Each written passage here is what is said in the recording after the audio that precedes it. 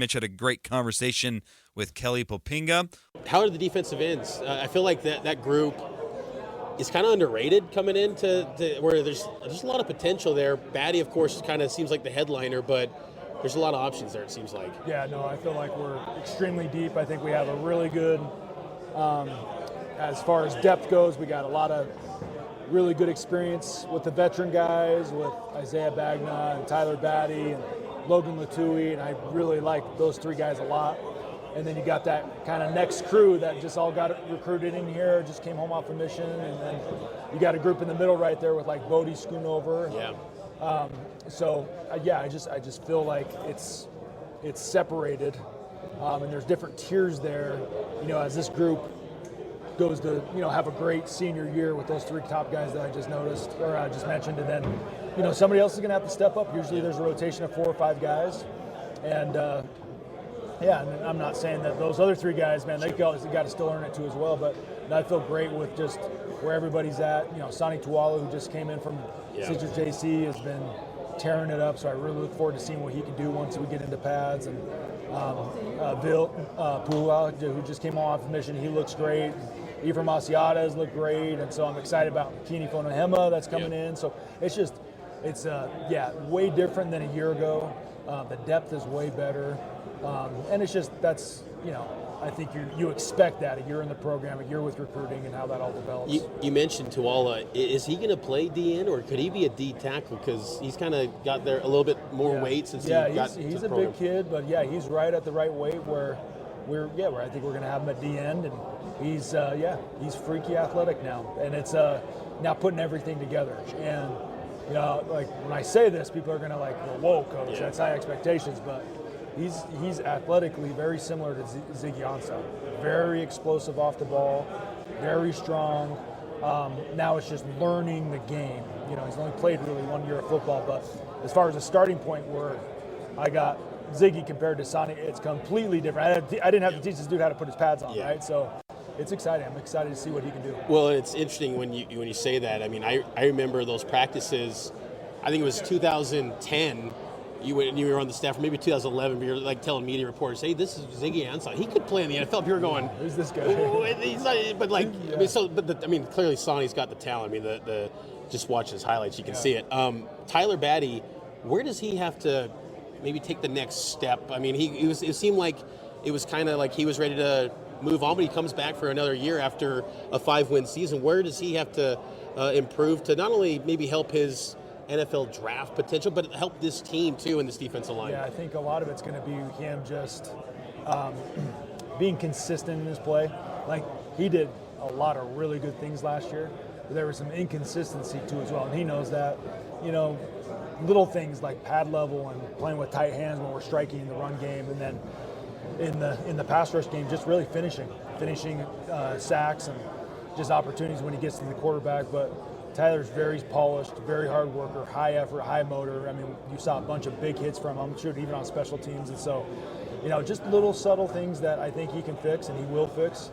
And he's put a lot of time and a lot of effort here in the offseason. So I'm really excited about just what he and Logan and Isaiah, they've played a lot of football. So you hope for those guys that put a lot of time and effort into this deal that they're the best football's ahead of them this year. Logan's a name that I don't know if Cougar fans know enough about, but I mean, he came in 2022 and he started against Oregon a couple years back, and then but he dealt with injuries last year, if I'm not mistaken.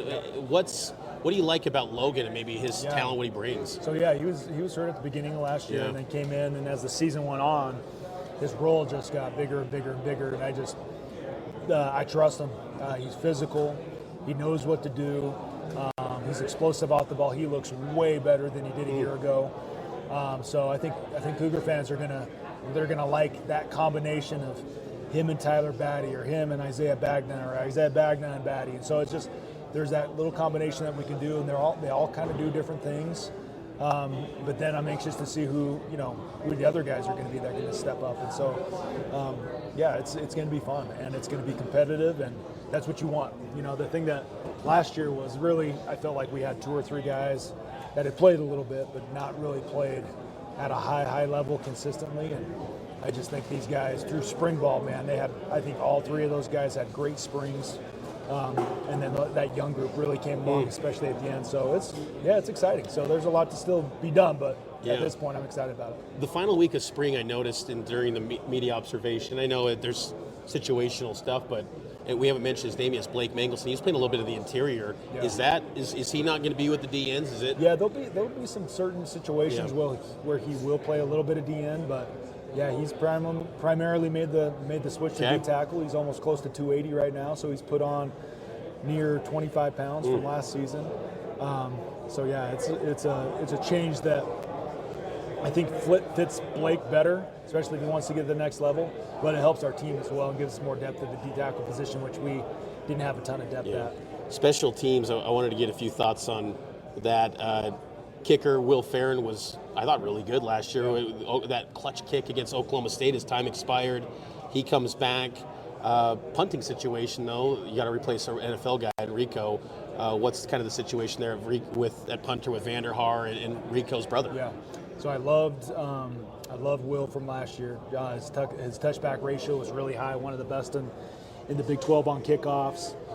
His field goal percentage was high. Kalani doesn't kick a lot of field goals, but I think we only kicked 14 last year, which was the fewest in the Big 12, which is just a strategy that we like to use. And now I think with maybe a more consistent kicker, we might do that a little bit more. I know Will really wants to break the school record of, I think it's 56 or 57 yards, and so we'll get that. But yeah, I'm happy with him, and he'll be hard to beat out. But that competition will be not what it was last year with Matthias Dunn, but Matthias Dunn's a solid backup.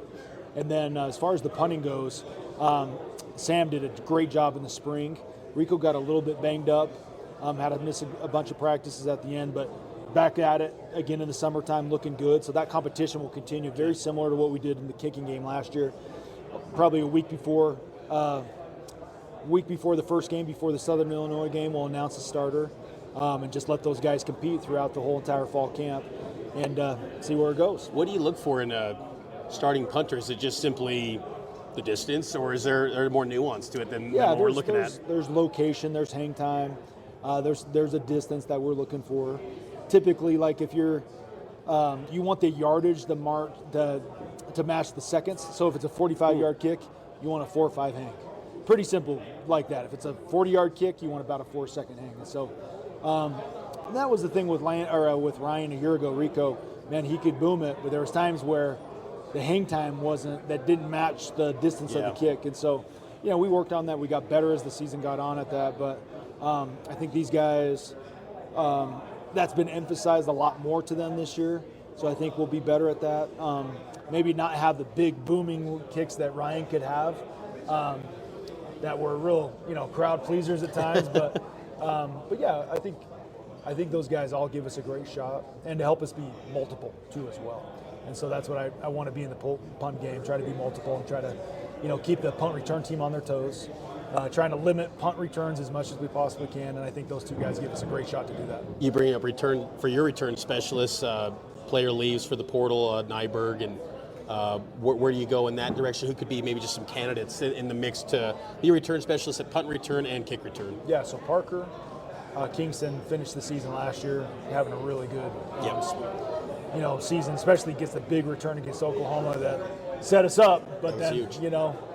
I trust Parker back there. We got a couple freshmen that are dynamic guys. I'm trying to think, Jonathan Cabella, which I'm excited about. Texas. So he's a really good returner. Could Matthias Leach? He's another kind of, or is he? Not so much. No.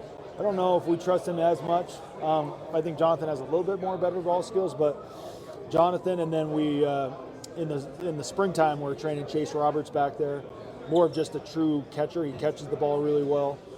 Just if we needed somebody back there with sure hands, needed the ball caught.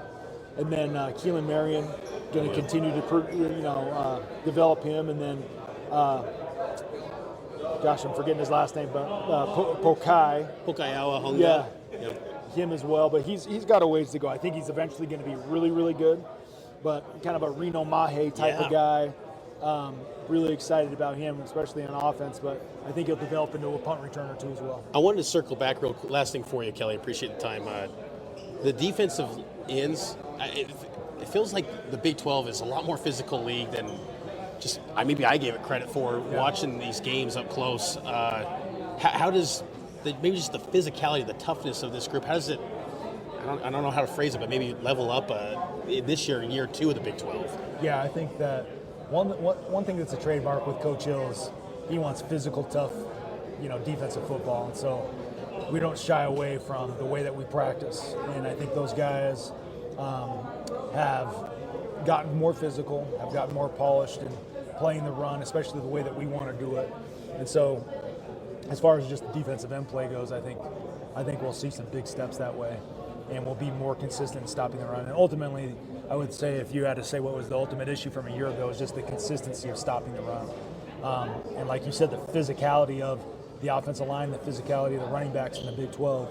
I don't think anybody on our staff expected what we saw last year, and so people nationally don't even give it enough credit. I don't think they realize. Yeah, there was a point in the season where I think 5 of the top best run teams in all Power 5 football were in the Big 12, from between Kansas State, Oklahoma State, and Texas Tech at the time. I think when we faced them, their quarterback, their running back was killing it. I think he was the number 1 running back. Yeah, Taj Brooks. In the country.